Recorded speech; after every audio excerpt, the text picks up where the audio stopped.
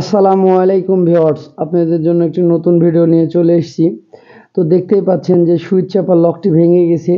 তো সুইচ চাপাটি লড়াচড়া করে।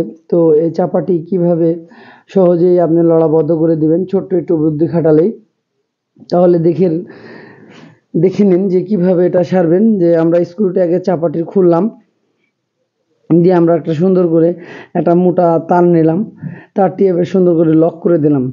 তো স্ক্রুর মধ্যে তারটি ঢুকিয়ে দিলাম, দিয়ে চাপার নাটটি এবার আমরা টাইট করে দেব।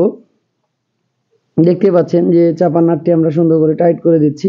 দিয়ে পাশে যে ইয়োক আছে, ইয়োকের সাথে সুন্দর করে ওই তারটি আমরা সুন্দর করে বেঁকা করে লাগিয়ে দিলাম, দিয়ে ওই নাটটি টাইট করে দেব।